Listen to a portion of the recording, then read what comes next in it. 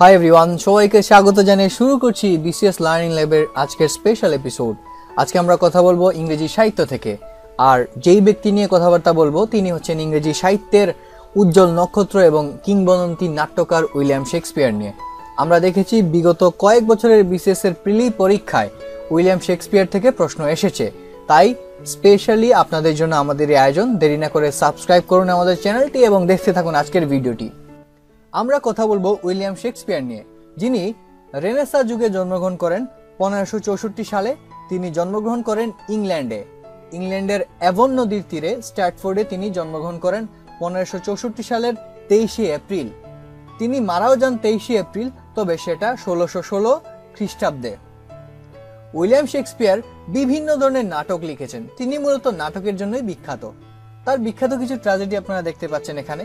প্রথমেই বলতে হয় ম্যাকবেথ, তারপর হচ্ছে Hamlet, Othello, King Lear, Julius Caesar, Antony and Cleopatra, Titus and Andronicus, Troilus and Cressida, Romeo and Juliet, Coriolanus, Cymbeline এবং সর্বশেষ টাইমন অফ অ্যাথেন্স। তো এই নামগুলো আসলে একটু কঠিন। ট্র্যাজেডি নাটকগুলো ম্যাক্সিমাম কোনো না কোনো ব্যক্তির নাম। আপনারা মনে রাখার জন্য শর্টকাট ব্যবহার করতে পারেন। শর্টকাটটা এরকম যে টাইটাস অ্যান্টনি সিজার ও ট্রোয়ালাসকে রোমের কিং হ্যামের কাছে নিয়ে গেল। 2-3 বার মুখস্থ করুন, দেখবেন এমনিতেই মনে থাকবে। তো চলুন পরের অংশটুকু আমরা দেখি। উইলিয়াম শেক্সপিয়ার শুধু ট্র্যাজেডি লিখেননি, তিনি বিখ্যাত কিছু কমেডি নাটকও আমাদেরকে উপহার দিয়েছেন। কমেডি নাটকগুলোর নাম আপনি এখানে দেখছেন। তো এই নাটকগুলো কিভাবে মনে রাখবেন? মনে রাখার জন্য আপনাদের জন্য আমরা চমৎকার একটি শর্টকাট দিয়েছি, সেটা হচ্ছে এটিএম কার্ড লস্ট। এ দিয়ে কিছু নাটক আছে, টি দিয়ে আছে, তারপর এখানে সি দিয়ে আছে, তারপর এল দিয়ে আছে, এম দিয়েও আছে। আপনি দেখেন এ দিয়ে কি কি নাটক হয়। এ দিয়ে হয় as you like it, all is well that ends well, তারপর হচ্ছে a midsummer night's dream. T দিয়ে the tempest, 12th night, the taming of shrew, তারপর হচ্ছে two gentleman of Verona. M দিয়ে হয় দ্য মার্চেন্ট অফ ভেনিস, বিশ্ববিখ্যাত নাটক। Much edu about nothing, তারপর হচ্ছে merry wives of Windsor, measure for measure. এগুলো হচ্ছে কমেডি নাটক। সি দিয়ে হচ্ছে কমেডি অফ এরার্স, এল দিয়ে হচ্ছে লাভস লেভার্স লস্ট। তো এটিএম কার্ড লস্ট এগুলো দিয়ে আপনি মূলত কমেডি নাটকগুলো মনে রাখতে পারবেন। উইলিয়াম শেক্সপিয়ার নাটক ছাড়াও কিছু কবিতা রচনা করেছেন। তার 154টি সনেট কবিতা আমরা পাই।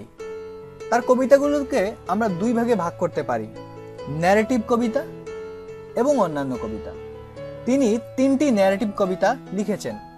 একটা হচ্ছে ভেনাস এন্ড অ্যাডোনিস, আরেকটা হচ্ছে দ্য রেপ অফ লুক্রিস, সর্বশেষ হচ্ছে এ লাভার্স কমপ্লেইন্ট। অন্যান্য কবিতার মধ্যে 2টি কবিতার নাম হচ্ছে দ্য প্যাশনেট পিলগ্রিম, তারপর হচ্ছে the Phoenix and the turtle.